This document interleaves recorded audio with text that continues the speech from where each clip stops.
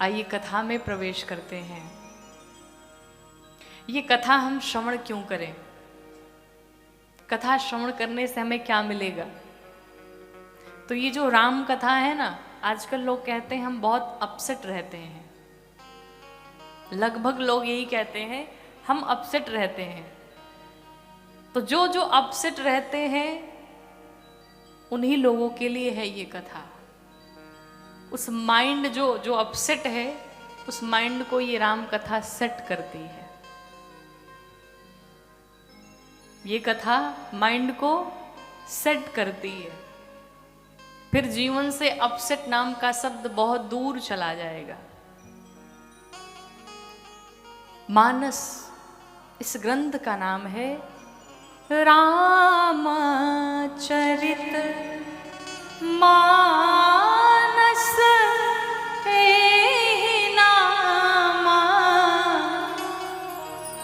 सुनत श्रवण पाय विश्राम।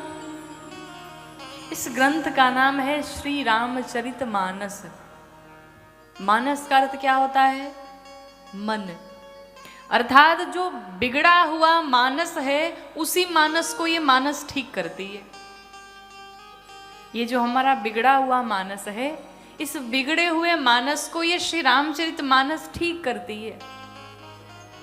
ये जो अशुद्ध हमारा मानस हो गया है, ये श्री रामचरित मानस इस अशुद्ध मानस को शुद्ध बनाती है। वही है श्री रामचरित मानस।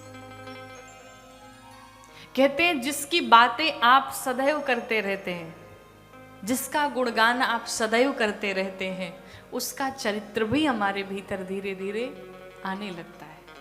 जैसे कि आप किसी की संगति कर रहे हो, किसी को आप अपना आदर्श मानते हो। आजकल तो बड़ी विडंबना है, लोग भगवान राम को अपना आदर्श नहीं मानते, भगवान कृष्ण को अपना आदर्श नहीं मानते। किसे मानते? तो सलमान खान को अपना आदर्श मानते। कैटरीना को अपना आदर्श मानते। अब आप बताओ, अगर हम सलमान को और सैफ अली खान को अपना आदर्श मानने लगे तो हमारा भविष्य कहाँ जाएगा? फिर तो अंधकारमय ही है। जिसका कोई चरित्र नहीं है, हम उसे अपना आदर्श मान बैठे हैं। जिसके भीतर कोई संस्कार नहीं है, हम उसे अपना आदर्श मान बैठे हैं और बड़े गर्व के साथ कहते हैं हम तो उन्हें फॉलो करते हैं। लेकिन गलत बात।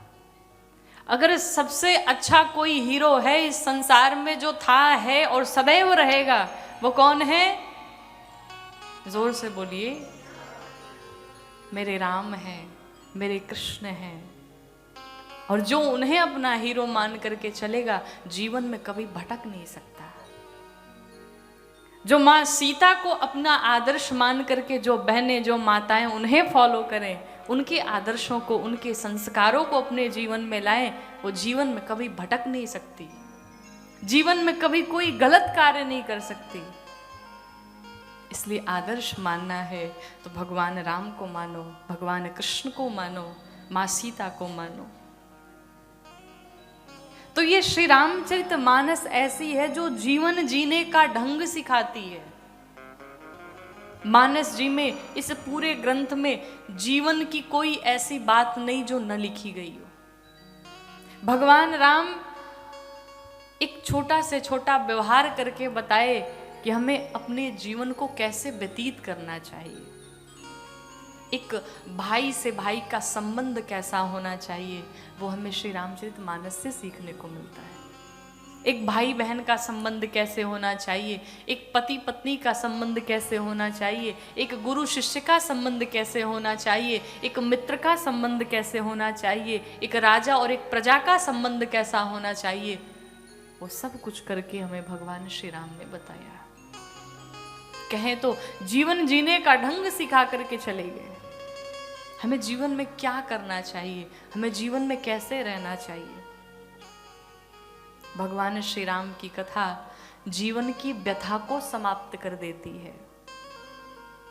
इस कथा को सुनने से जीवन की सारी थकान समाप्त हो जाती है, वही है श्री राम कथा।